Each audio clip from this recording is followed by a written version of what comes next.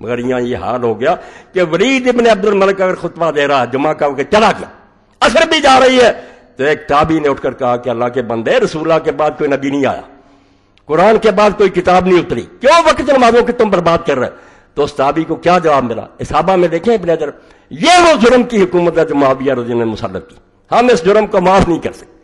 اسی کی وجہ سے ہم پوری دنیا میں ذلیل و رسوا ہیں کہ مسلمان ملکوں میں آزادی نہیں آئی۔ یورپ میں فرانس کا جو انقلاب تھا میگنا کا، وہاں لوگ پھر بھی جانیں چھڑا گئے، بادشاہ انہوں نے ختم کر دیے، اپنے حکمرانوں کے خلاف بول سکے، ہم نہیں بول سکتے، یہاں تلوار ہے کہ بولو، اور بے شمار لوگ مارے گئے اللہ کے نیک بندے جنہوں نے حق کہا، زبانیں گم کر۔ یہ جبر و استبداد کی، تو تمتع روکا۔ نمازوں کا آپ صحیح بخاری میں دیکھ لیں کہ نمازیں ان کے دور میں کیا ہوگی۔ حضرت انس رضی اللہ عنہ گئے، ولید کے زمانہ روتے تھے کہ لوگوں نماز بھی ضائع ہو گئی، یہ صحیح بخاری میں اٹھا کر تجدید صلاۃ میں پڑھ لینا۔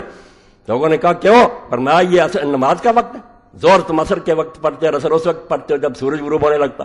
تو کئی صحابہ اور تابعین کا پھر شرح میں ابن حجر اور سارے علماء لکھتے ہیں، بیچارے جمعہ پڑھاتے اور دیکھتے کہ وقت تو چلا گیا، پھر بیٹھے بیٹھے اشاروں سے ہی نماز پڑھ لیتے، اٹھ کر پڑھ ہی نہیں سکتے۔ لوگ کہتے اٹھ کر پڑھو، کہنے گردن کٹوانی، اور خدا کے بندو اس کے لیے کسی تاریخ کی ضرورت نہیں، تم تاریخ کی طرف بھاگتے ہو۔ جب یزید کو نیک بنانا ہوتا کہ وہ رویا تھا، اس جھوٹی تاریخ کی طرف تم بھاگتے اور پڑھا لیتے ہو۔ حدیث کی کتابوں میں اور دیکھ لو ضمن کے نمازوں کا کیا بنا۔ نماز عید اس کا خطبہ کیوں پہلے کیا میرے معاویہ نے، اور کیوں پوری سلطنت نے حکم دے دیا؟ یہاں چھوٹی سی بدعت کو نکالتا نا، کہتے ہیں بدعت ہی جہنمی ہے، اور یہ بیچارے تو بدعتیں نیک نیتی سے نکالتے ہیں، درود شریف پڑھتے ہیں، جو بھی غلطی سمجھ لو، مگر بد نیتی سے۔ کہ عید کے خطبہ میں یہ لوگ حضرت علی اور ان کو محبت رکھنے والوں پر لعنت کرتے ہیں۔ جاؤ محلہ ابن حزم کی اٹھاؤ اور فتح الباری اٹھاؤ، لعنت کہ علی اور اس سے پیار رکھنے والوں پر لعنت اللہ، وہ مر چکا ہے بیچارہ۔ یہاں ہمیں حدیثیں سناتے ہیں مرنے والے کو برانا، یہ معاویہ کو نہیں یاد ہے؟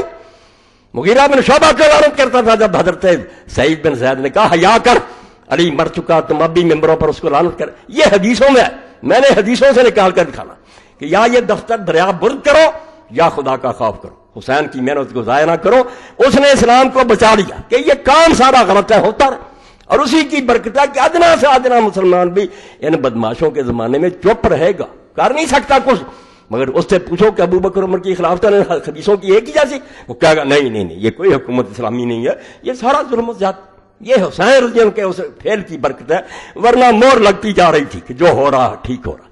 امام نے بھی 20 سال صبر کیا، کوئلوں پر لیٹے رہے۔ جو یزید سے شروع کرتے نا کہ اس کو امیر معاویہ نے نامزد کر دیا اس لیے ناراض ہوئے، بالکل جھوٹے۔ بات پر پردہ ڈالنے کے لیے ملاؤں نے شروع کیا، کہتے ہیں یزید میں کیا تھا؟ میں کہتا ہوں 1000 درجے کا فرشتہ ہوتا تب بھی لانتی تھا، کیوں حکومت پر رہا مسلمانوں کے مشورے کے بغیر؟ اور اس کے باپ نے جس طرح بیعت لی، اس کے حوالے دوں گا کہ کس طرح تلواریں لٹکتی تھی لوگوں کی سر، بخاری شریف سے نکال کر دوں گا۔ خدا کے بندو، حسین رضی اللہ عنہ کی قدری کرتے، اگر نہ ہوتا مسلمانوں کا چہرہ سیاہ ہو جاتا کہ جب دین برباد ہو رہا سارے چپ رہے، یار رسولہ کا بچہ بھی چپ رہا، وہ نہیں چپ رہا۔ اس نے صاف اعلان کیا کہ سب باطل، یہ حکومت غیر اسلامی ہے، جو ہو رہا دین کے خلاف ہو رہا۔ نمازیں دکھاؤں گا، تو عید کا خطبہ پہلے کر لیا کہ لوگ اٹھ کر چلے جاتے ہیں، علی پر لعنت نہیں سنتے، سنوانی ہے، نماز تو پڑھ کر جائیں گے۔ جمعے کے خطبے میں ابن حزم رحمۃ اللہ علیہ فرماتے ہیں کہ کئی تابعی آپس میں باتیں کرتے تھے، وہ کہتا ہے ایک طرف تو حکم ہے کہ کوئی غلط کام کر رہا اس کو بھی نہ ٹوکو، چپ رہو، جو میں یہ کیوں بولتے؟ اس نے فرمایا یہ خطبہ کہ یہ لوگ علی اور حضرت ابن زبیر کو لعنت کرتے تھے، اور رنج میں آ کر یہ کہتے ہیں لعنت نہ کرو، جاؤ ابن حزم سے پوچھو، ان سے بڑے محدث ہو تم، اور خاندان بنو امیہ سے۔ اس نے خود کہا کہ لانا لائنا، جو علی اور ابن زبیر کو لعنت کرتے تھے اللہ ان پر لعنت کرنی چاہیے، ہمیں بھی کرنی چاہیے کہ علی اور ابن زبیر جیسے صحابہ پر لعنت کرتے۔ یہ بد رسم انہوں نے شروع کی اور ممبروں پر ہوتی رہی، جس غریب نے انکار کیا سر اڑا دیا۔ حضرت ابن عدی جیسے صحابی، راہب و صحابہ رسول اللہ، حضور کے صحابہ میں درویش کیوں مارا گیا؟ کیا امیر معاویہ نے اس کے سامنے پیش کیا؟ اس نے کہا کل میں تیری بیعت سے منعرف ہوا، میں اور میرے ساتھی اسید پر قائم ہے جو حسن نے کیا۔ اس نے کہا نہیں، بچنا ہے تو علی پر لعنت کر۔ انہوں نے کہا یہ کفن بچھے ہوئے اور قبریں خودی دکھا کر تم چاہتے ہو کہ جس سے ساری عمر محبت کی ہے اس پر لعنت کرے؟ جاؤ قتل کر دو، اور اپنے ساتھیوں سے کہ اللہ میرا یہ کپڑے نہ اتارنا خون آلود، میں اسی طرح پولیس رات پر اس سے ملوں گا۔ جاؤ اٹھاؤ صحابہ کرام کے حالات اور پڑھ لو کہ حضرت نبی غریب کس طرح مارا گیا۔ یعنی بعد رسمیں شروع کر علی پر لعنت، جو اگر نہ ہوتا اور اس کا باپ نہ ہوتا۔ میں ساتھ کہتا ہوں ابو طالب اسلام لایا یا نہیں لایا، کوئی مسلمان کا بچہ یہ نہیں کہہ سکتا کہ ابو طالب کا سہارا اللہ تعالیٰ رسول اللہ کو نصیب نہ ہوتا، پتہ نہیں دین کا کیا حال ہوتا۔ خدا عبداللہ بن مسعود فرماتے ہیں 7 آدمیوں نے اعلان کیا تھا ہم نے اسلام کا ابن ماجہ میں، رسول اللہ کو بچا لیا اللہ نے آپ پہ چچا کے ذریعے. کوئی ابو طالب کی زندگی میں انگلی نہیں کر سکا. 2 تکلیفیں دی آپ کو اس کے بعد دی. اور علی اگر نہ ہوتا تو آپ دیکھتی ہیں آپ کے بستر پر لیتا. جنگ بدر میں جتنے مارے ہیں فرشتے نکالو کس نے مارے ہیں، اور یہی بھگتا بعد میں علی اور اس کی اولاد. دکھ کیا تھا، ان کے بچے مسلمان ہو گئے جن کے والد اور دادے قتل کیے تھے. وہ اسلام لے آئے مگر دلوں میں وہی عرب والا رنج تھا کہ علی نے اور اس نے ہمارے بڑے مارے ہیں. وہ اس سے کچھ بدلا لیا، کچھ اس کی اولاد سے لیا. اس کے لیے وقت نہیں، بس اشارہ میں نے کر دیا. تو دین جس کو تم دین سمجھو، نماز روزہ حج کا وہ بھی نہیں لینے دیا. باقی تو جو عدل و انصاف اور حق کہنے کی بات وہ تو بالکل ختم کر. تو اس سلسلہ میں ایک حوالہ تو میں آج اس ملک کی بہت بڑی شخصیت ہے جن کو علم نہیں، وہ جو جی چاہے کہتے ہیں نا. حضرت پیر میرے علی شاہ رحمۃ اللہ علیہ عالم بھی تھے اور پیر بھی تھے. اور لوگوں کو پتا ہے کہ جب غلام احمد قادیانی کے ساتھ مقابلہ درپیش آیا اور یہ طے ہوا کہ شاہی مسجد لاہور میں مقابلہ ہوگا، اس وقت اہل حدیث نے، شیعہ نے، بریلویوں نے، جب سب نے پیر صاحب کو مختار نامہ لکھ کر دیا کہ ہماری طرف سے مسلمانوں کی یہ نمائندے، یہ ہار گئے تو ہم سب ہار گئے، جیت گئے تو سب جیت گئے. اور کتاب میں پڑھیں تو پتہ لگتا کہ یہ پیروں کی طرح کے نہیں تھے، عالم تھے، ہر علم کے عالم تھے. تو ان سے بھی ایک شخص نے یہ سوال کیا کہ رسول کریم علیہ الصلوۃ والسلام کے بعد جو کچھ ہوا اس کے بارے میں آپ ذرا سمجھ لیں کتنی دانائی کی بات ہے.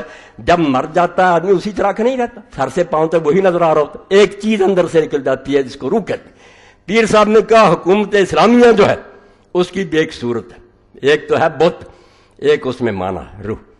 پہلے 4 خلیفے نے اس وقت صورت بھی ہے کہ ملک بھی ہے، خزانے بھی ہیں، لشکر بھی ہیں، فتوحات بھی ہو رہی، اور معنی بھی ہے کہ وہ خلیفے جو اسلامی حکومت کی جانب اپنے کو بادشاہ نہیں سمجھتے، اللہ کا نائب سمجھتے ہیں، امت کے غلام سمجھتے ہیں، خادم سمجھتے ہیں، خزانے میں سے ایک پائی اجازت کے بغیر نہیں لے سکتے. بعد میں کیا ہوا فرماتے ہیں پس جامع باشند صورت خلافت یعنی ریاست عامہ و معنی اورا یعنی قرب نفوس انبیاء مثل خلفاء اربع مرزوان. جو خلیفہ راشد ہوتا ہے جس میں شکل بھی ہوتی ہے، ملک تو اسی طرح ہوتا ہے جس طرح دنیا کے دوسرے بادشاہوں کا، خزانے ہوتے ہیں، فوجیں ہوتی ہیں. فرق کیا ہوتا ہے؟ روح کا. اس کے اندر روح کیا ہوتی ہے؟ وہ انبیاء کے قریب ہوتا ہے. جو نبی کام کرتے ہیں وہ کرتا، وہ اپنی طرف سے کچھ نہیں کرتا. جیسے پہلے 4 خلیفے فرق این قدر ہست کے در عہد خلفاء ثلاثہ نفاذ تصرف و اجتماع مسلمین علی سبیل الکمال صورت یافتہ. فرق اتنا ہوا کہ پہلے 3 خلیفے جو تھے ان کے زمانوں میں خلیفہ کا کنٹرول اور مسلمانوں کا اتفاق پوری طرح رہا. و در عہد مرتضی معنی کامل یعنی قرب نفوس انبیاء بود. جب حضرت علی مرتضیٰ کا دور آیا، کتے بھونکتے ہیں علی کے زمانہ میں کچھ نہیں ہوا. وہ مولانا ابوالکلام آزاد رحمۃ اللہ جس کو یہ لوگ امام الہند کہتے وہ ہوتا. مجھے دکھ ہے کری کی حقیقت لوگوں نے نہیں پہچانی. اللہ نے اگر موقع دیا تو میں ان کی سیرت پر پوری کتاب لکھوں گا کہ ظالموں اس کو نہیں سمجھے جو رسول اللہ کے ساتھ ایسے تھا جیسے موسیٰ علیہ السلام کے ساتھ ہارون، اس کو بدنام کر رہے ہیں مگر وقت نہیں ملا، دوسرے کاموں میں لگ گئے. تو حضرت علی کے زمانے فرماتے ہیں جو معنی تھا نا روح کہ انبیاء کے طریقے کے قریب وہ تو ٹھیک تھا، وہ صورت ناقص مگر کنٹرول کمزور ہو گیا. یعنی ریاست عامہ و اجتماع مسلمین مصر زمانہ خلفاء ثلاثہ نابود. پہلے 3 خلیفوں کی طرح اتفاق نہیں رہا اور وہ اتفاق نہیں رہنے دیا. معاویہ نے بغاوت کر دی، ادھر حضرت طلحہ زبیر حضرت عائشہ نکل کھڑے ہوئے، ادھر خارجی لوگوں کا اپنا قصور تھا. علی کا کوئی قصور نہیں تھا، انتظام نہیں چلنے دیا. بعض صورت باقی و معنی بر وجہ اتم مفقود.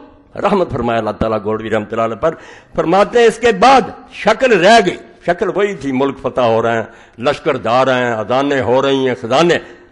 معنی بر وجہ اتم مفقود مگر وہ کام جو تھا اندر روح والا کہ نبی کے طریقے کی پیروی گم.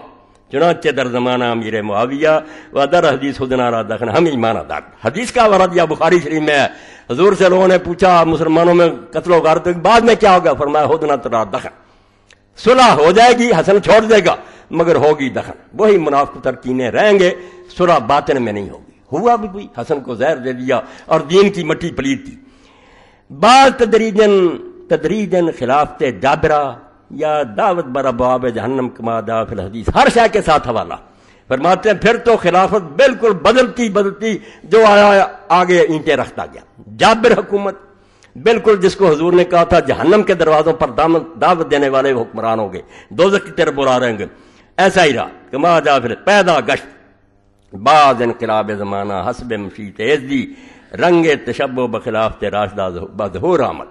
پھر کئی سال گزر گئے، معاویہ کو خلیفہ کسی نے نہیں مانا، یزید کو نہیں مانا، عبد الملک حکمران ہونے کی وجہ سے بچا خلیفے کہتے رہو، خلیفہ راشد نہیں ہے، کوئی نہیں کہتا. کسی چھوٹی سے چھوٹی کتاب سے لے کر بڑی تک دیکھ لیں، جہاں جہاں عقائد بیان کیے اہل حدیث نے، اہل سنت نہیں، خلیفے 4 ہیں، بعد میں ملوکیت.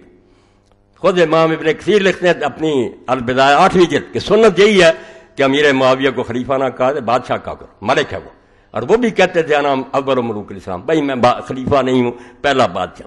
مگر وہ کہتے ہیں پھر اللہ کی مرضی سے اللہ کو نے یہ پسند کیا کہ مسلمانوں کو تھوڑی سی جھلک پھر دکھا دی جائے خلفائے راشدین کی.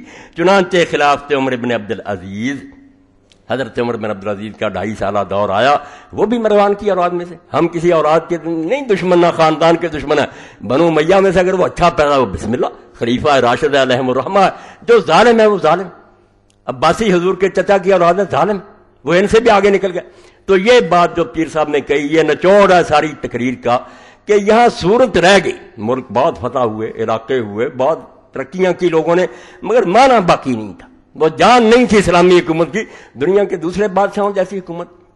تو اس سلسلہ میں یہ نایاب کتاب، اس کے حوالے نہیں آپ کو کہیں ملیں گے، میں ریکارڈ کرا دوں، لوگوں کے کام آئے. الہلال ہے مولانا ابوالکلام آزاد رحمۃ اللہ علیہ کا، اور اس کی مکمل فائل ہے، دیوبندی حضرات نے اس کو چھپا دیا، الہلال اکیڈمی 32 شاہ عالم مارکیٹ لاہور.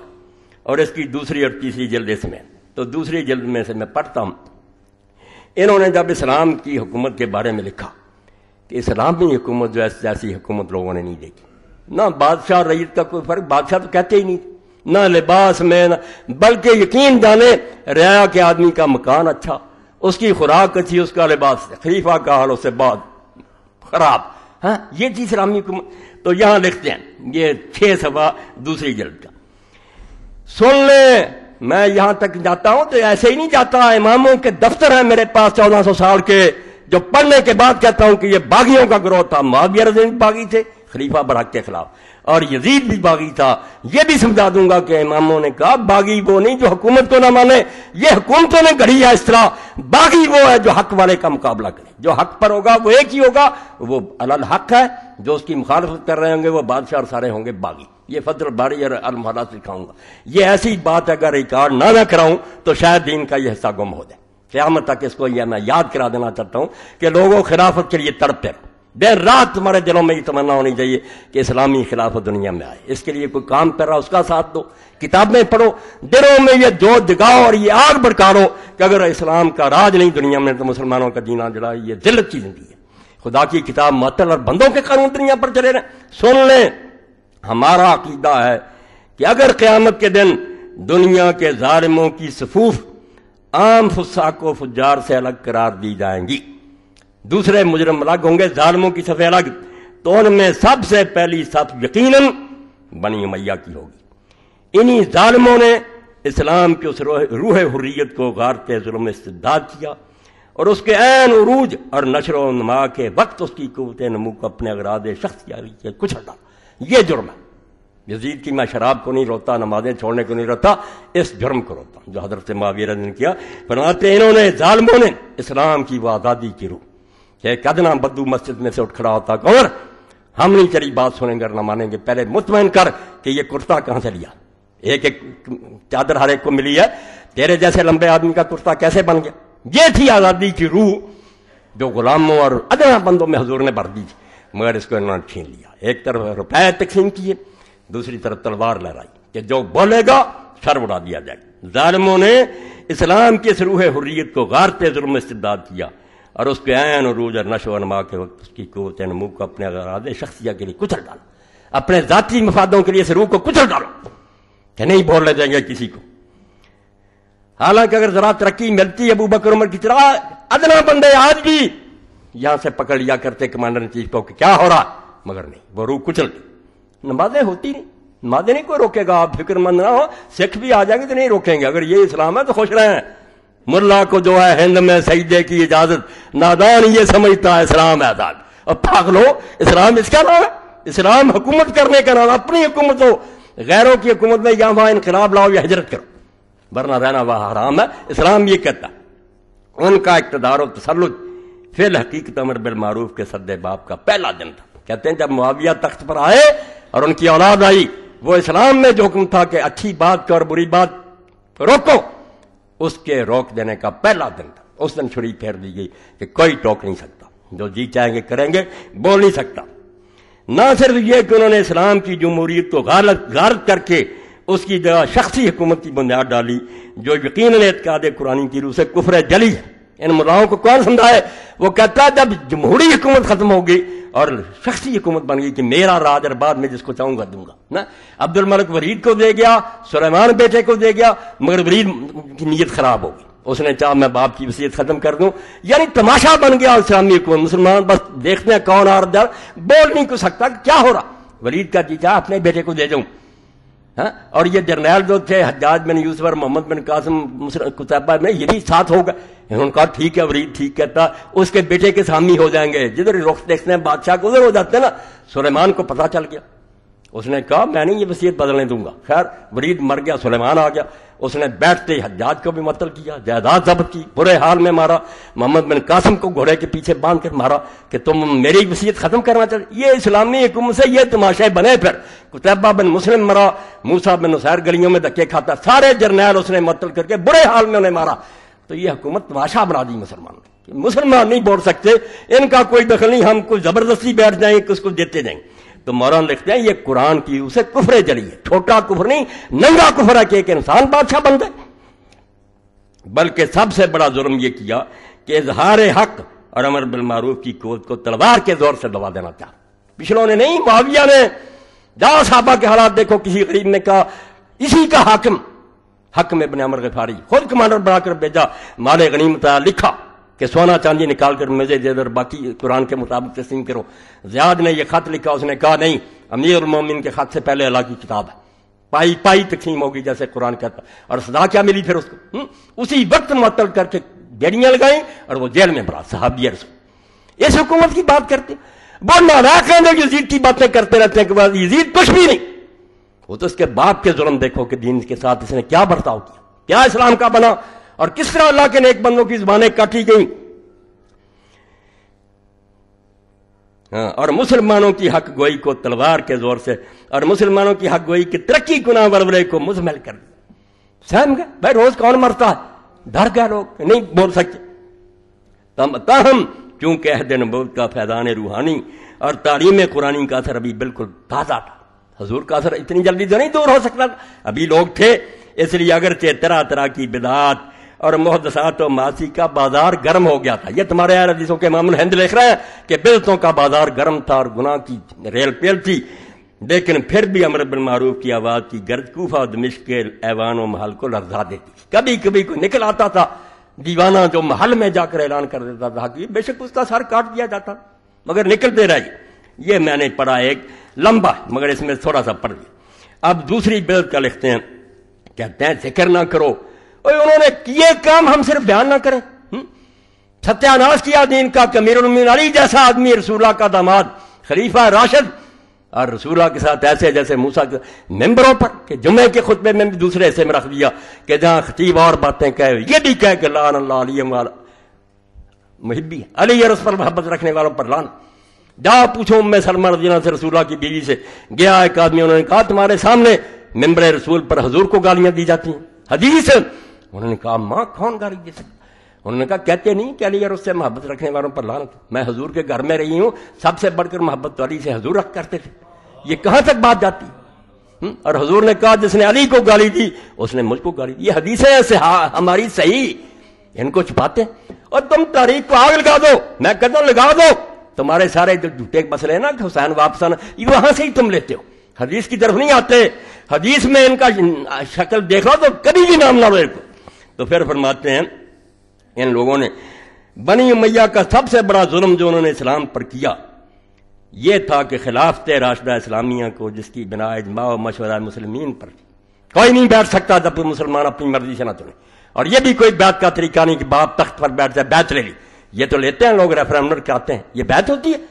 تخت پر بیٹھا سارے ہاں جی کہتے ہیں، بیعت اس کا نام ہے کہ ابو بکر عمر کی طرح بے اختیار ہو، تمہاری کوئی حکومت نہیں ہے۔ پھر لوگوں سے پوچھو، بادشاہ پوچھتا اپنے لیے کہ مجھے مانتے ہو یا نہیں، یا باپ بیٹے کے لیے پوچھتا بادشاہ پہ، کوئی دیوانہ ہی ہوگا جو انکار کرے گا؟ یہ بیعت کہلاتی نہیں، جرم ہے، بیعت مانگی نہیں جاتی، کی جاتی، میرا جی چاہتا کسی کو ووٹ دوں، نہیں چاہتا کیوں تنگ کرتے مجھے؟ حضرت سعد بن عبادہ نے نہ ابو بکر کی نہ عمر کی کسی نے نہیں پوچھا، کیوں پوچھنا تھا؟ نہیں، وہ صحیح سمجھا، ٹھیک ہے زندہ رہا، اس کی عزت ہے، اسی طرح سختی کہ بیعت کرو۔ تو فرماتے ہیں کہ بدل دیا حکومت شخصی و مستبدہ و سلطنت ملکیہ سیاسیہ میں تبدیل کر دیا، اور حکومت کی بنیاد شریعت پر نہیں رکھی بلکہ محض قوت اور سیاست پر۔ قرآن حدیث سے نہیں پوچھا جائے گا، ہاں اپنی پاور سے کریں، ٹھیک ہے قرآن کی کچھ باتیں مانتے تھے وہ مہربانی سے ان کی، جیسے آپ بھی مان لیتے، جو ان کو فائدہ مند ہو وہ اس کا نہیں انکار کرتے۔ یہ حکمران جو نقصان پہنچائے کہ یہ بے حیائی نہیں ہونی چاہیے، پردہ کرو، یہ کیوں تم موسیقی نہیں چھوڑو، اجتہاد کی ضرورت ہے، تو بھائی ہمیشہ ایسے کرتے۔ قرآن حاکم نہیں رہتا، بیچارہ کھڑا ہے سائل، جو اس کی بات مان لے، جس کو چاہے رد کر دیں۔ اور تاریخ اسلام کے تمام صغار و کبار و عالی و ادانی، بہت مشکل لکھتے تھے نا، چھوٹے بڑے اعلیٰ ادنا اس پر متفق ہیں، اور تمام اہل سنت و جماعت کا اس پر اتفاق ہے۔ جو نہیں اتفاق رکھتا وہ اہل حدیث نہیں ہے، کوئی ناسبی ہے، پلید ہے۔ اہل سنت کا اس پر اتفاق ہے کہ یہ ایک سخت بدعت تھی، اور مطابق ارشاد صادق و مصدوق علیہ الصلوۃ والسلام، خود حضور کے فرمان کے مطابق ملک کے عزوز کا آغاز تھا، ظالم بادشاہی کا آغاز تھا حضرت معاویہ سے، کیونکہ آپ نے کیا دیا تھا، خلافت میرے بعد 30 سال ہے، پھر ملک کے عزوز ہے۔ نبی کو نہ جھٹلا، یہ جائیں جہاں جائیں، ہم کہتے ہیں اللہ لے جائے جنت میں، ہمیں کوئی، مگر اسلام کو نقصان پہنچا، ولیکن خلافت راہ گم کر کہ اول مومن اور شاہی میں وہی تخت، وہی تاج، وہی دربان۔ پھر لکھتے ہیں اور سنو، ازاں جملہ بنی امیہ والے مروان کی ایک سب سے بڑی ہادم شریعت اور پر معصیت و فسق و عدوان بدعت شرعیہ، دین کو تباہ کرنے والی گناہوں سے بھری بدعت وہ تھی جس کا انتقامانہ اتباع برادران شیعہ نے شروع کیا۔ کہتے یہ بیوقوف بن گئے اور معاویہ کی غلط سنت پر چل پڑے، نفرت ہوگی، تبرہ کرتے ہیں، مگر شروع کس نے کی؟ یہ بدعت کس نے شروع کی؟ شیعوں نے نہیں کی، حضرت معاویہ نے شروع کی۔ اور افسوس ہے کہ بدبختانہ شاید آج تک کرتے ہیں، یہ شیعوں کے بارے کہتے ہیں کہ وہی سنت پر عمل کرتے ہیں۔ یعنی سب سے پہلے سرزمین اسلام میں جو رحم و محبت اور صلح و اخوت ہی کی تخم ریزی کے لیے بنی تھی کہ پیار، اسلام پیار کے لیے، سب و شتم اور لعن و تبرے کا تخم انہوں نے بویا، لعنت، اور وہی گھروں میں بیٹھ کر نہیں، مقدس مساجد اسلام میں جو صرف عبادت و طاعت الہی و اذکار و اشغال مقدسہ کے لیے بنائی گئی تھیں کہ اللہ کی یاد کی جائے اور یہاں درود پڑے جائیں، اپنے اغراض نفسانیہ منکرہ سیاسیہ سے اہل بیت نبوت حضرت امیر علیہ السلام پر علانیہ لعنت بھیجنی شروع کی۔ توبہ توبہ! اب کہتے ہیں صحابی کو برانا، جنہوں نے ممبروں پر لعنت کی علی کو، علی صحابی بھی نہیں ہے، اللہ کا خوف کرو۔ اور چیختے رہے حضرت سعید بن زید جیسے اور دوسرے کہ ظالموں ممبر پر کھڑے ہو کر یہ ابو داؤد شریف میں سے نکال لو، کہ شرم نہیں آتی، رسول اللہ نے اسے جنتی کہا ہے، 10 جنتی صحابہ اور تم اس کو گالیاں دے رہے ہیں۔ اس کے بعد پھر فرماتے ہیں کہ ان لوگوں نے کیا کیا بالکل دین اسلام کا تماشا بنا لیا۔ بنی امیہ کی سب سے پہلی بدعت اور اسلام و مسلمین پر ان کا اولین ظلم یہ تھا کہ نظام حکومت اسلامیہ کا تختہ یکسر اٹھ دیا اور خلافت راشدہ جمہوریہ سیاح کی جگہ مستبدہ ڈکٹیٹرشپ و ملک عزوز کی بنیاد ڈالی۔ یہ انقلاب بہت شدید تھا۔ آج لوگوں کو محسوس نہ ہو چلو جی جو جی چاہے آ گیا، تو یہ اس لیے کہ دین سے ہم دور ہو گئے، ہمیں پتہ ہی نہیں کہ حکومت تو ڈرائیونگ سیٹ ہے، یہ معمولی بات نہیں، جیسے ڈرائیور غلط بیٹھ گیا وہ لے جائے گا جدھر کو لے جانا چاہتا، آپ کرتے رہیں دعائیں، روتے رہیں، وہ اگر جانا چاہتا گنگا کو، آپ مکہ نہیں جائیں گے، کبھی نہیں جائیں گے۔ حکمران جو ہے یہ امیر ہے، اس کے ہاتھ میں باغ ڈور، یہ غلط ہو گیا، سارا قبلہ ٹیڑھا ہو جائے گا۔ اس لیے فرماتے ہیں یہ انقلاب بہت شدید تھا، چھوٹی بات نہیں تھی، دین برباد ہو رہا تھا اور بہت مشکل تھا کہ ملک کو اس پر راضی کیا جائے۔ ابھی لوگ تازہ تھے، صحابہ کرام بھی ابھی موجود تھے اور خلافت راشدہ کے واقعات بچے کی زبان پر تھے، اس لیے کس چیز سے کام دیا گیا؟ لوگ تو تڑپتے تھے کیا ہو رہا ہے، اس لیے سے احساس اسلامی کو مٹانے کے لیے تلوار سے کام لیا گیا۔ تلواریں ننگی ہو گئیں، جلاد کھڑے ہو گئے کہ بولو جو حکومت کے خلاف بولتا، اور جس نے قوت حق و معروف سے زبان کھولی اس کو زور و شمشیر و خنجر ضربی۔ ابن استیاب لکھتے ہیں ابن عبد البر استیاب میں کہ لوگوں نے پوچھا کہ معاویہ کیوں کامیاب، اس نے کہا میں نے بیت المال سے لوگوں کو دینا شروع کر دیا، لٹا دیا خزانہ، جہاں سے عمر ایک انگلی شہد کی نہیں لیتا تھا جب تک امت سے اجازت نہیں لیتا، کرپشن شروع کر دی، زور و شمشیر و خنجر سے چپ کرایا گیا۔ رفتہ رفتہ احساس منقلب اور خیالات پلٹے کھانے لگے۔ 14ویں صدی تک پہنچتے پہنچتے سب کچھ بدل گیا، لوگوں کے دل سے وہ بات ہی نکل گئی کہ یہ حکمران کیا کرتے ہیں ٹوکنا، اور حقیقت روز بروز مستور و محجوب ہوتی گئی، مٹ گئی ساری۔ اب ایک آخری حوالہ پڑھنے اس لیے کہ یہ نہیں ملیں گی، دوسری تیسری جلد جو ہے الہلال کی، ان کو تو لوگ ڈھونڈتے تھے اس زمانے، ڈاک خانوں کے آگے کھڑے ہوتے تھے مسلمان کہ الہلال کب آتا ہے۔ اس کی جو زبان تھی، ٹھیک ہے وہ بعد میں کانگریس میں مل گئے مایوس ہو کر مسلمانوں سے، مگر الہلال اور بلاغ نے مسلمانوں میں جان پھونک۔ یہ پرچے اگر کوئی پڑھے گا پتہ چلے گا کہ اسے مردہ مسلمانوں میں جان کس نے پھونکی، جہاں جہاں مسلمانوں پر ظلم ہو رہا تھا سارا۔ تو فرماتے ہیں یہ اب امام حسین کے بارے میں اشرا محرم الحرام، اس میں سے باقی چیزیں پھر پڑھوں گا، آج صرف اتنا ہی پڑھوں گا کہ کیا تھا یہ جس کے خلاف حسین اٹھا۔ بنی امیہ کی حکومت ایک غیر شرعی حکومت تھی، کوئی حکومت جس کی بنیاد جبر و شخصیت پر ہو کبھی بھی اسلامی حکومت نہیں ہو سکتی۔ ہاں بے شک وہ ولی ہو، نمازیں پڑھے، تہجد پڑھے، ظالم جو لوگوں کی مرضی کے بغیر آیا وہ غاصب ہے۔ میری زمین پر اگر کوئی قبضہ کر لے، وہاں وہ نمازیں پڑھے، مسجد تعمیر کرے، وہ غاصب ہے۔ زمین میری اسے چھینی ہے، اس کا سارا کام غلط، اس کا ایک عمل بھی درست نہیں۔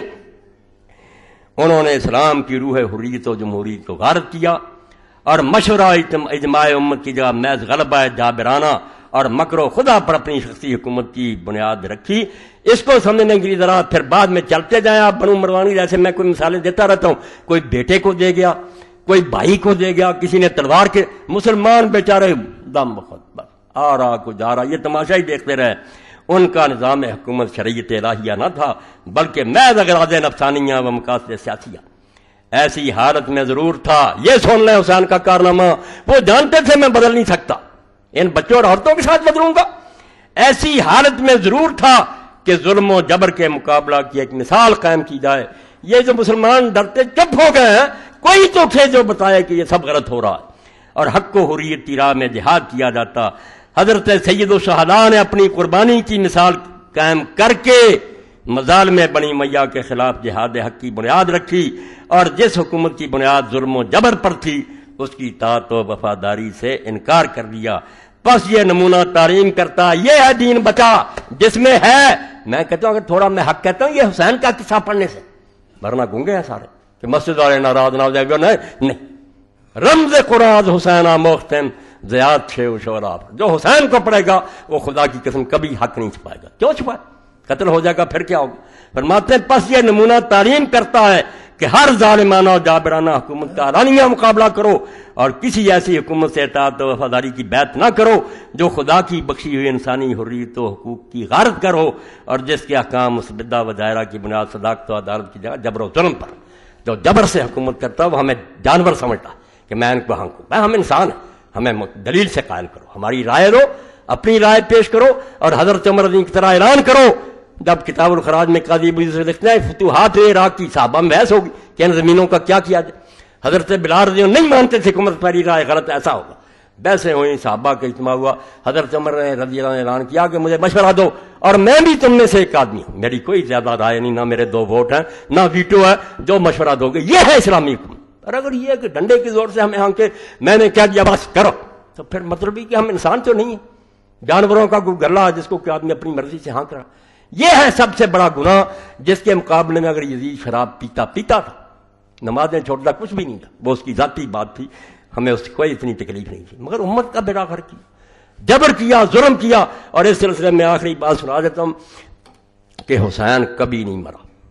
جب بھی کہیں کوئی انقلاب آیا یہ لوگ حق کے لیے اٹھے ہیں نا، جو نہیں پڑھتے ان کے بارے میں میں کیا کہوں، یہ بیچارے نادان ہیں، درسوں میں 4 کتابیں پڑھاتے رہتے ہیں، وہی ان کا دائرہ، ان کو نہیں توفیق کہ یہ مطالعہ کریں کہ اسلام کے ساتھ ہوتا کیا رہا اور کون لوگ حق کے لیے میدان میں آتے رہے۔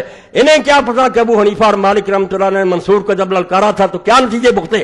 ایسے مولوی ہوتے وہ بھی ساتھ مل جاتے، وہ اس مسئلے کو نہیں مانتے تھے، اس مسئلے پر باقاعدہ ایک تقریر ہوگی کہ کسی ظالم آدمی کی حکومت ماننے کا اسلام نہیں کرتا۔ وہ حدیثیں جو نا کہ بادشاہ خلاف نہ اٹھو یہ سلطان کے، ان کا کوئی تعلق نہیں، یہ لیکچر ہوگا ایک پورا تاکہ دین کا یہ حصہ ٹھیک ہو جائے۔ ورنہ میں دیکھتا ہوں کہ 1400 سال سے لوگوں نے اس کو ٹیڑھا کر دیا کہ نہیں جو بیٹھ جائے اس کے خلاف نہ یہ امیر ہے نہ خلیفہ ہے نہ اس کے بارے میں وہ کون ہے، آ جائے گی بات۔ صرف اتنا سن لیں کہ بعد میں جب انقلاب آئے، مختار سکھی اٹھا، ٹھیک ہے لوگ کہتے ہیں وہ بعد میں گمراہ ہو گیا تھا، بے شک ہے، مگر اس کو سب مانتے ہیں کہ اس نے مسلمانوں کے دل کا غیظ جو تھا اس کو شفا دی۔ مسلمان جو جلے بنے بیٹھے تھے کہ یا رسول اللہ کے بچے کے ساتھ کیا ہوا، اس کی لاش پر گھوڑے دوڑائے گئے، اس کا سر نیزے پر ٹانگا گیا، اس کی بچیاں بازاروں میں گھمائی گئیں، کہاں کوفہ اور وہاں سے دمشق لے جایا گیا۔ اگر شرم ہوتی ہے اس حکومت میں، چلو امام حسین نے کوئی قصور کیا تھا، بعد میں ابن زیاد کو لکھتا یہ یزید کہ سارے بال بچوں کے احترام سے مدینہ بھیج دو، کیا ضرورت سے ہزاروں میل کا فاصلہ جنگل اور بیابانوں میں سے وہاں بیچاروں کے لے گئے، وہاں یہ دھکے کھاتے پھرتے رہے، تو ظلم ہوتا رہا۔ مگر لوگ جو تھے وہ راضی ہیں کہ مختار نے کم یہ کیا، اس نے اپنے اللہ سے دعا مانگی، صحابی کا بیٹا تھا، اگر یہ صحابی کا بیٹا، وہ بھی بہت بڑے صحابی کا بیٹا تھا، اور اس کے باپ کا یہ کارنامہ ہے کہ حضرت عمر رضی اللہ کے زمانے میں جب جنگ قادسیہ ہوئی ایرانیوں کے ساتھ تو ہاتھی دیکھ کر مسلمانوں کے گھوڑے بھاگ گئے، انہوں نے ہاتھی نہیں پہلے دے، یہ ڈر گئے، تو صرف اس وقت ابو بیض سفی تو تھا اس کا باپ، اس نے اپنے بھائیوں کو کہا کہ اگر ہم بھی یہاں سے بھاگ گئے تو مسلمان مارے جائیں گے، ایرانی پیچھا کریں گے، وہ پھر ہاتھیوں کے آگے لیٹ گیا۔ یہ واقعہ جس نے پڑھے تو اس کا بیٹا تھا یہ مختار، اس نے یہ پھر اعلان کیا کہ اللہ مجھے اتنی عمر دے دے کہ زمین پر ان لوگوں میں سے جو امام حسین کے قتل میں شریک تھے، سپاہی تھے یا افسر تھے، ایک بھی شخص زمین پر چلتا نہ رہے، اس وقت مجھے مہلت دے دی، اور دے دی رب نے۔ مرا اسی وقت ہے جب وہ سارے اس نے مکا دیے، ان سب کے سر کاٹے، ان کی لاشیں آگ میں جلائیں، ان کے ہاتھ پاؤں کاٹ کر دھوپ میں ان کے پھینکا، جس کو امام عبد الرحمن مبارک پوری لکھتے ہیں، ابن حجر لکھتے ہیں کہ یہ دنیا کا عذاب ہے جن کم بختوں کو ملا، ولا عذاب الآخرت اشد۔ محدثین کی طرف 1400 سال کے محدث اگر میرے ساتھ نہ ہو، تمہارے ساتھ کوئی شخص کھڑا ہو مجھے پھانسی دے دو۔ ظالموں تم حسین کی مخالفت کرتے ہو جس نے دین کو بچایا، کہ نہیں ظالم حکومت کو اسلامی حکومت نہ کو چلتی رہے، ٹھیک ہے ہم روک نہیں سکتے، مگر یہ فتویٰ ہو جانا چاہیے کہ غلط، اور اسی کی برکت ہے۔ میں نے کہا ساری امت کے علماء جو ہیں ایک بھی نہیں تو جرت کرے کہ یزید تو گزرا حضرت معاویہ کو کہہ دے کہ وہ خلیفہ راشد، اس کا کوئی حوالہ دے کہ یہ اس نے فیصلہ، نہیں، فیصلے ختم ہوگا کہ نہیں یہ جائر ہیں، امام جائر اور ظالم ہے، کرتے رہے۔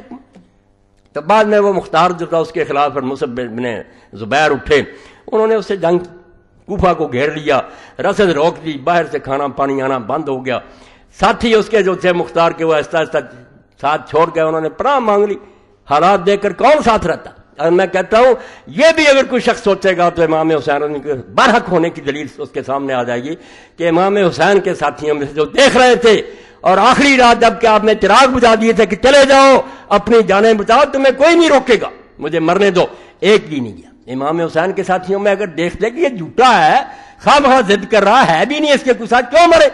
موت کی طرف لوگ رہے، اور 72 ساتھ تھے، تاریخ اٹھا لو، رات کے پردے میں 100 کے قریب آدمی اور آیا، مرنے کے لیے آ گئے، اور خود جو کمانڈر تھا حر ابن یزید ریاحی جو امام حسین رضی کو گھیر کر کربلا میں لایا تھا، وہ صبح کے گھوڑے کو ایڑ لگا کر آپ کے پاس آ گیا اور کہا امام مجھے معافی دے، میں ہی قصوروار ہوں، اگر میں سمجھتا کہ یہ ظالم جہاں تک چلے جائیں گے میں کبھی آپ کو گھیر کرنا لاتا، مجھے یہ توقع نہیں تھی کہ نواسہ رسول کا یہ ذرا بھی احترام نہیں۔ اس نے معافی مانگ لی اور امام کی طرف سے شہید ہوا، 1000 سپاہی کی کمانڈ چھوڑی، موت کو قبول کیا، ادھر سے ایک بھی نہیں گیا، ادھر سے اتنے لوگ آئے، یہی حق کی بہت بڑی دلیل ہے۔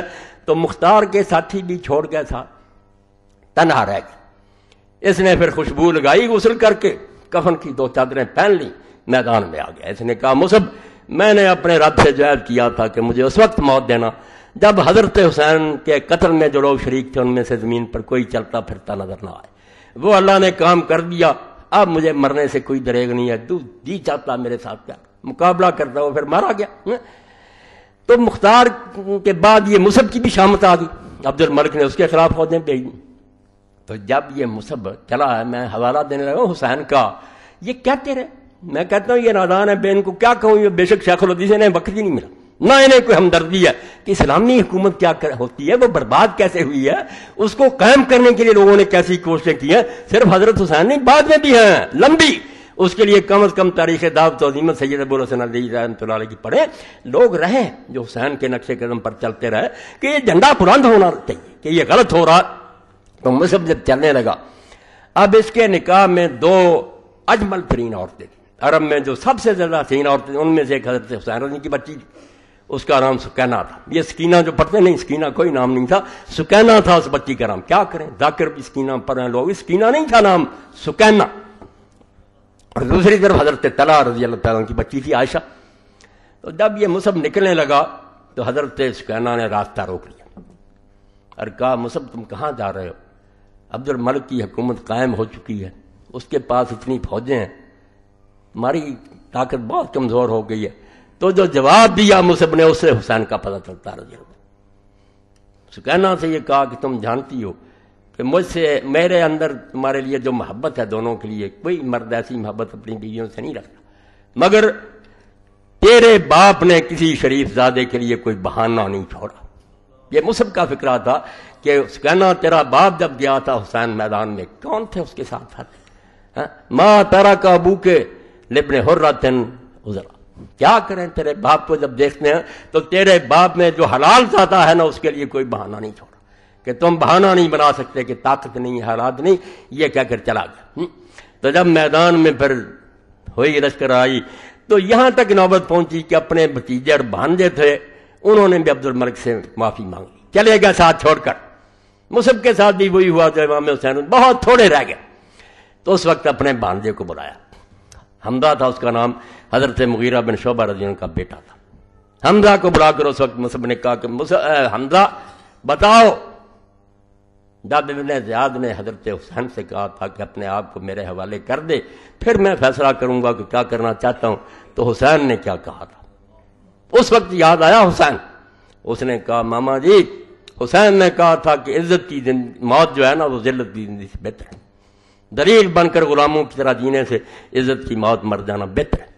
اور ساتھ ہی یہ شعر پڑھا، پھر مصعب نے میدان میں گھس گیا، اس نے کہا ٹھیک ہے، ان رلا بالطف من آل ہاشم تاسوف حسن للکرام التاسیہ، ہاشم کی اولاد میں سے 18 جوانوں نے جو فاطمہ کے بچے تھے، ایک دوسرے کی خیر خواہی کر کے اور اپنی جانیں قربان کر کے ایک نمونہ دے دیا، وہ شریف لوگوں کے لیے ایک مثال قائم کر گیا کہ مر جانا منظور کرو، ذلت کی زندگی قبول نہ کرو۔ سارے کاٹا گیا اس غریب کا بھی، مگر حسین کو یاد کر کے وہ گھس گیا کہ بے شک بھائی بھتیجے چھوڑ گئے، عزت کی موت بنوں گا۔ اور اس سلسلہ میں آپ دیکھتے ہیں جب ابن زیاد ملعون کا دربار تھا، یہ کتنے بے ایمان، پڑھتے ہیں کہ اس نے محمود احمد عباسی نے کتاب لکھ دی، اس کے شاگرد فیض عالم جیسے ناصبی اٹھ کھڑے ہوئے۔ اب ان حدیثوں کو یہ بھی شرم نہیں آتی کہ جا کر پوچھیں عصری صاحب سے، اور علامہ صاحب رحمۃ اللہ علیہ فوت ہو گئے، کہ جب وہ قتل ہوا تھا اور یہ بات ہوئی تھی کہ اس کے لیے دعا کرو، کیا فرمایا تھا علامہ صاحب نے؟ انہوں نے کہا وہ اہل حدیث تھا، حیا کرو، ہمارا یہ مذہب ہے کہ علی خلیفہ نہیں تھا اور یہ یزید ولی تھا، یہ ناصبی تھا، ہم اس کے لیے کوئی دعا نہیں کر سکتے۔ یہ اندھے ہوئے، سب نے وہ کتابیں چھپائی ہوئی، اور کوئی کتاب نہیں ان کے پاس، آپ دیکھ لیں جب نکالیں گے فیض عالم کے رسالے، اور حیا کرو، حدیث کی کتابیں ختم ہو گئی، نہیں سوچتے۔ تو یہی بات مصعب نے اس وقت کہی کہ ہاشمیوں نے اس وقت ایک مثال قائم کر دیا۔ اور یہ 18 کون تھے؟ نواب صدیق حسن رحمۃ اللہ علیہ کے ذات، دیکھو وہ کہتے ہیں کہ حسن بصری فرماتے ہیں اس وقت زمین میں ان 18 جیسا کوئی بھی نہیں تھا، بے مثال لوگ تھے، کوئی جوان تھا، کوئی بچہ تھا، اور جا رہے تھے باری باری۔ کثرے بنی مقاتل جب پہنچے تھے کربلا سے پہلے، تو امام صاحب کو ذرا اونگ آ گئی، اور اونگ سے ذرا بیدار ہوئے تو بار بار فرمایا انا للہ و انا الیہ راجعون۔ تو بیٹے نے پوچھا علی اکبر نے کہ ابا جی کیا ہوا؟ فرمایا بیٹا میں نے خواب میں دیکھا کہ ہمارے ساتھ ایک سوار جا رہا ہے، اور وہ کہہ رہا ہے کہ ان الناس یسیرون الی منایا، کہ یہ لوگ بیچارے اپنی موت کی طرف سفر کر رہے ہیں۔ یعنی امام نے چھپایا کچھ نہیں، نہ انہیں یہ کچھ توقع تھی، سب کہتے ہیں کہ نہ کوئی غلط فہمی، وہ موت کے لیے گئے تھے۔ حضور کی حدیثیں میں نے پیش کر دی ہیں، ابھی سوال ملا کہ نہیں ثابت کرو، کروں گا نا کہ حضور کہہ گئے تھے کہ حسین کو قتل کیا جائے گا، انہوں نے کیا سوچنا سمجھنا، جا رہے تھے اپنی موت کی طرف۔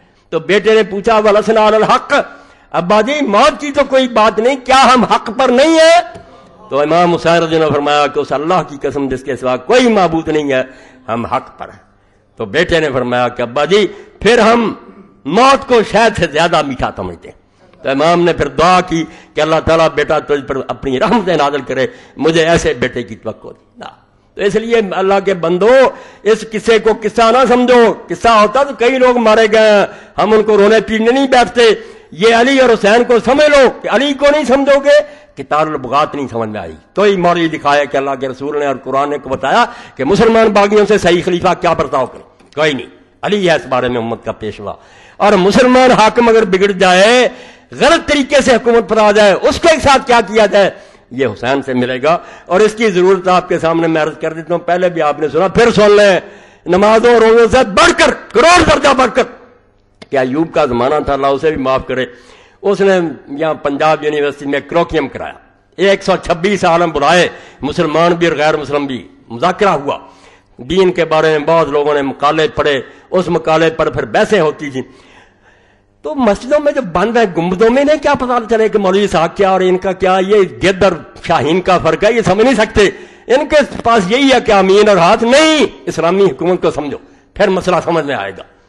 تو اسے ایک مستشرقہ عورت نے، بڑی فاضلہ تھی عیسائی عورت، اس نے مقالہ پڑھا اسلام کے نظام سیاست پر، بہت تعریف کی کہ اسلام میں خلیفہ کے لیے یہ ہے، عدل انصاف یہ ہے، پڑھی لکھی، مگر آخر میں اس نے ایک بات کی، جھوٹ نہیں کی، ٹھیک تھا 14 سال میں ہم نے بڑا غرق کر دیا، کہتے ہیں کہ اس میں ایک نقص رہ گیا کہ حاکم وقت اگر ٹھیک چلتا رہے تو اس کا احسان ہے، اگر وہ غلط چل پڑے نا، لوگوں کی بیٹیاں اٹھا لے، ان کے مال چھین لے، ان کو ناک قتل کرے، صرف کلمہ کا انکار نہ کرے، یہ نہ اعلان کر دے کہ میں کافر ہو گیا ہوں، تو اسلام میں اس کے راستے میں کوئی رکاوٹ نہیں۔ دین نے یہی کہا کہ اس کو مانو، جو اس کے مقابلے میں آئے گا وہ باغی ہوگا، دوزخی ہوگا، کفر کی موت پڑے گی۔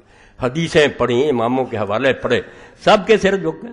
سعودیہ سے بھی آئے تھے، شام تھے، اب علماء کے پاس کچھ بھی نہ رہا۔ اس نے کہا نظام تو اچھا ہے مگر یہ حکمران کی مہربانی ہے، ٹھیک چلتا رہا، بگڑ جائے تو الا ان تروا کفرم بواہن، جب تک وہ کھلم کھلا نہیں کہتا کہ میں مسلمان ہی رہا، تم اس کے خلاف کچھ نہیں کر سکتے، بے شک وہ دن دیہڑے آپ کی بیٹیاں اٹھا لیں۔ تو اللہ رحمت فرمائے مولانا مودودی صاحب رحمۃ اللہ علیہ پر، انہوں نے دیکھا کہ یہ تو سارا معاملہ ہی تباہ ہو گیا۔ انہوں نے پھر موقع ہوتا تھا نا کہ سب لوگ اپنا تبصرہ کریں، مولانا نے اپنی تقریر میں کہا کہ میری فاضلہ بہن نے جو کچھ کہا یہ ٹھیک ہے کہ اب جمہور امت کے علماء یہی کہتے ہیں، صدیوں سے یہ کہہ رہے ہیں، یہ غلط نہیں کہہ رہی، مگر یہ کوئی دین کا حکم نہیں ہے، دین نہیں یہ کہتا، یہ مجبوری سے لوگوں نے یہ مسئلہ نظریہ ضرور سے گھڑ لیا، ورنہ دین کہتا موقع ملے تو اس کا راستہ رک۔ اس کے لیے حضرت حسین رضی اللہ عنہ کی مثال دی، بعد میں امام ابو حنیفہ اور امام مالک کی دی کہ انہوں نے منصور کے خلاف بغاوت میں ساتھ دیا، تو بات تو کچھ بن گئی۔ مگر آپ تفہیمات دیکھیں جو مولانا مودودی صاحب کے مجموعے مضامین کے بعد میں یہ ملا بادنا، یہ حکومتوں کے جن 14 سال سے ان کی یہ خوشامد کر رہے ہیں، ان کے درباروں میں جاتے ہیں، وظیفے لیتے ہیں، مدرسوں کو گرانٹیں ملتی ہیں، یہ حسین کا ساتھ دے سکتے ہیں؟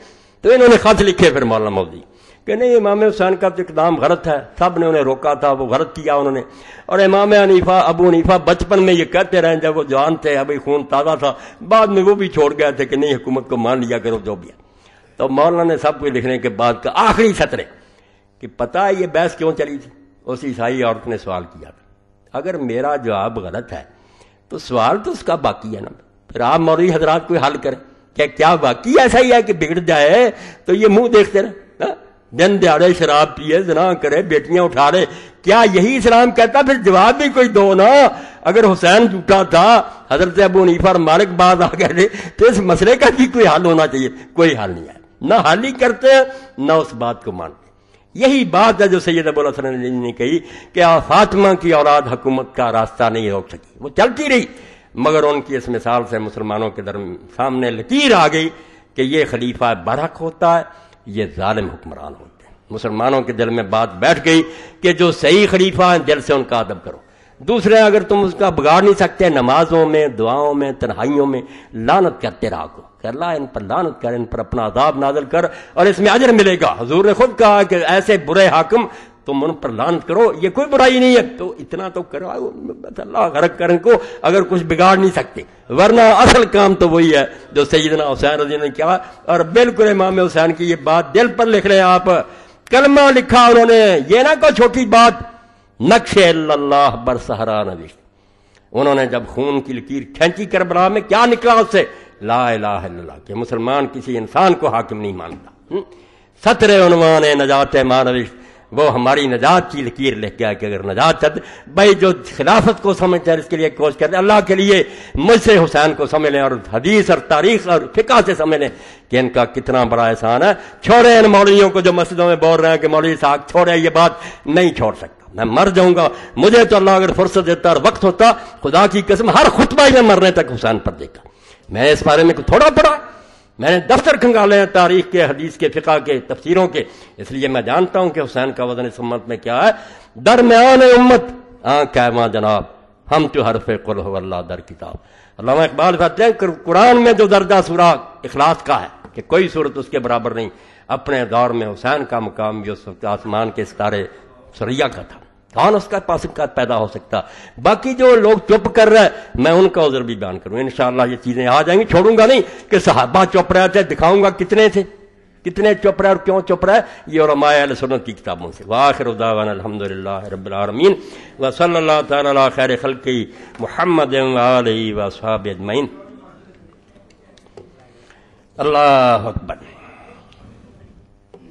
الحمدللہ وسلام علی عبادہ الذین اصطفیٰ. یہ سوال آپ سن لیں انشاءاللہ, پھر ان کے بارے میں کہ وقت کچھ زیادہ ہو گیا. کیا حضرت حسن رضی اللہ نے 6 ماہ تک خلافت سنبھالی؟ کیا ان کی حکومت خلفائے راشدین میں نہیں ہے؟ اگر ہے تو خلیفہ 5 بنتے وضاحت فرما دیں. حضرت حسن رضی اللہ کی خلافت بھی خلافت راشدہ 6 مہینے, اس کو بھی اہل سنت کے, مگر وہ کوئی مستقل حکومت نہیں بنی, نہ دیر تک رہی, بس وہ بنے ہیں معاویہ لشکر لے کر آ گئے, اس لیے ان کو علیحدہ نہیں ذکر کرتے, ورنہ ان کا دور بھی خلافت کا دور ہے. جی مولانا یہ بتائیے یزید کیسے مرا؟ اپنی موت ہی مرا. شیخ حمید اللہ صاحب دل کی تکلیف کی وجہ سے اسپتال میں داخل ہیں, ان کی صحت کی دعا کی درخواست ہے. اللہ ہمارے ساتھی کو شفا دے, بعد میں کریں گے دعا.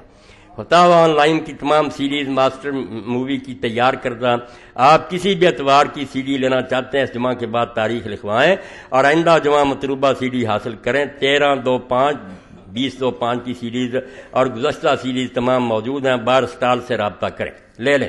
گزشتہ جماعت المبارک سیدنا علی و حسین کتاب ختم ہو گئی تھی, بار سٹال پہ موجود ہے, جس کے مصنف مایانات مورخ قاضی اطہر مبارک پوری ہیں, جس پر اہل بیت اطہار اور معاویہ یزید کے بارے مستند روایات کی روشنی مرتب کی گئی ہے.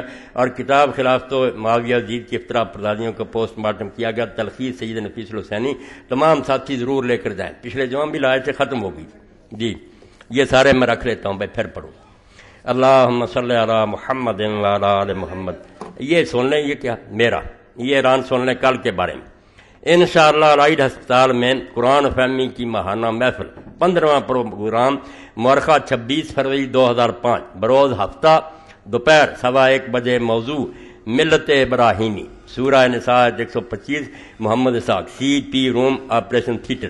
انشاءاللہ کل 1:15 بجے رائڈ ہسپتال میں یہ درس قرآن ہوگا, وہاں بھی پہنچنے کی کوشش کریں. اللہم صلی علی سیدنا و نبینا محمد وعلی آلہ وصحبہ وسلم. پرسوں تحریک اسلامی کے اجتماع بروز اتوار مورخہ 27/2 وقت 9 بجے شروع ہوگا. احباب شرکت فرمائیں. رسالہ عفت غام و توسع کتاب مولوی فقیر اللہ صاحب سے حاصل کریں. اللہم اغفر للمؤمنین والمؤمنات والمسلمین والمسلمات الاحیاء منهم والاموات. ان اللہ یامر بالعدل والاحسان وایتاء ذی القربى وینہی عن الفحشاء والمنکر والبغی یعظکم لعلکم تذکرون. لوگ برا بلا ان کی شان میں قرآن حدیث کی روشنی میں لکھی. یہ کتابیں میں نے بھائی